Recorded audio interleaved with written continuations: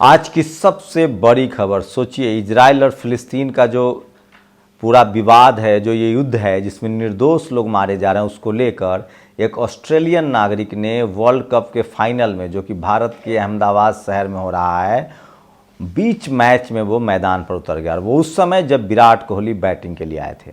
दुनिया का शायद ही कोई ऐसा मुल्क होगा जहां इजराइल के समर्थन में प्रदर्शन नहीं हो रहा है। क्या आप एक कमज़ोर देश को, क्या एक कम जनसंख्या वाले देश को इसलिए ख़त्म कर देंगे क्योंकि आप मजबूत हैं, आपके पास हथियार है?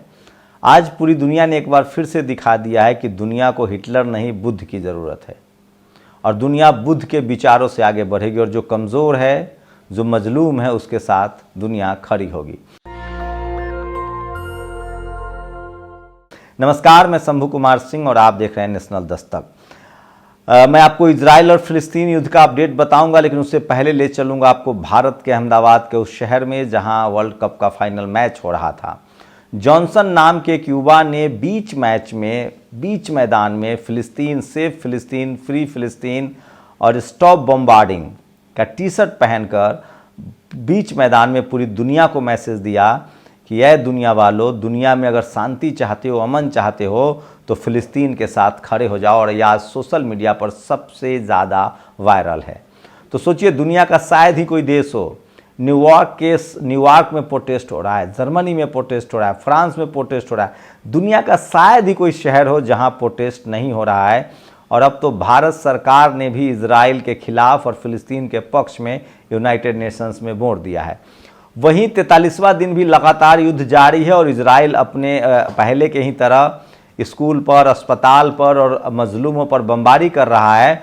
वहीं हमास, हिजबुल्लाह और हूथी लगातार इजरायली सैनिकों को निशाना बना रहे हैं। जहां 2 दिन पहले उसके जहाज मार गिराए थे, आज फिर से आईडीएफ जिसको बोलते हैं, जो इजरायली डिफेंस फोर्स है, उसको मार गिराया। सोचिए, ईरान ने दी चेतावनी, विनाश की तरफ बढ़ रहा है इजराइल।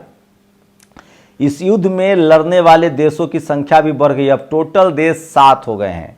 आपको बता दें कि फिलिस्तीन का हमास पहले से लड़ रहा है, उसके बाद यमन शामिल हुआ जो दूसरा देश था, उसके बाद लेबनान का हिजबुल्लाह लड़ाका शामिल हुआ जो तीसरा देश था, चौथा ईरान शामिल हुआ, 5वां सीरिया शामिल हुआ, 6ठा जॉर्डन शामिल हुआ और 7वां देश तुर्की है जो इस युद्ध में कूद गया है। मैं बार बार बता रहा हूं, अमेरिका ने लगभग इजराइल का साथ छोड़ दिया है और अब 7 देश इजराइल पर हमला कर रहे हैं। खाड़ी देशों ने हथियार की सप्लाई जारी रखी है और लगातार उसको मिसाइल में रहे। ईरान लगातार अमेरिकी अड्डों पर भी हमला कर रहा है और इजराइल पर भी हमला कर रहा है।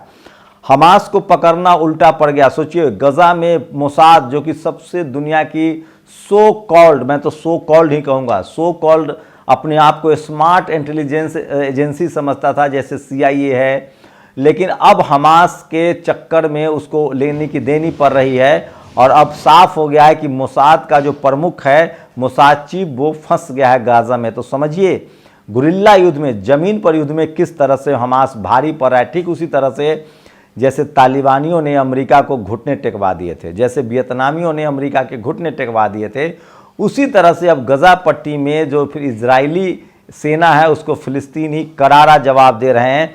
और सबसे बड़ी बात है, और दिल हो तो भारत जैसा, गजा के लिए फिर भेजी है मदद।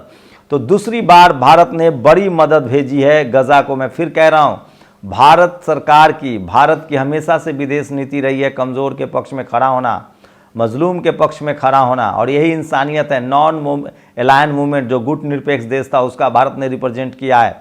ईरान ने दिखाया परमाणु मिसाइल, जखीरा देखकर डरे इजराइल और अमेरिका। सोचिए, तो लगातार जो हथियारों का जो सिलसिला है वो फिलिस्तीन को मिल रहा है और इजराइल सख्ते में है।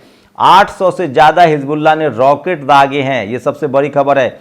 ये तस्वीरें हैं वो साफ जिसमें भारत के मैच के दौरान जिस तरह से उस खिलाड़ी ने लगाया, और ये सबसे बड़ी खबर बता रहा हूँ। और ये सोशल मीडिया पर आज सबसे बड़ी खबर है। अल शिफा पर भारी पड़ा हमास, गजा के पैर उखड़ रहे। तो ये सबसे बड़ी खबर है आज की कि किस तरह से फिलिस्तीन के खिलाफ पूरी दुनिया एकजुट हो रही है और उसकी मदद के लिए यूनाइटेड नेशन में एक बार फिर से जो मदद को लेकर जो है बातचीत चल रही है। वहीं इजरायली फौज जो है वो बिल्कुल बेंजामिन नेतन्याहू के नेतृत्व में वो गरीबों पर, मजलूमों पर पहले अस्पताल, फिर राहत कैंप और अब स्कूलों पर हमले कर रहे हैं।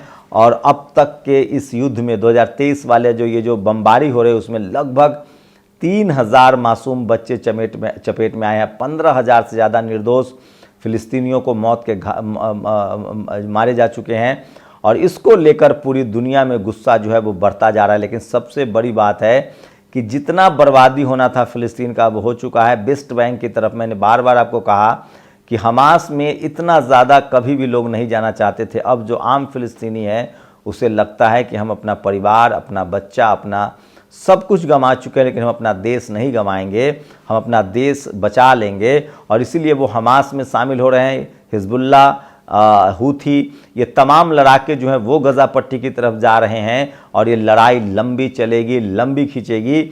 अब 2 ही रास्ता है इस लड़ाई को ख़त्म होने का।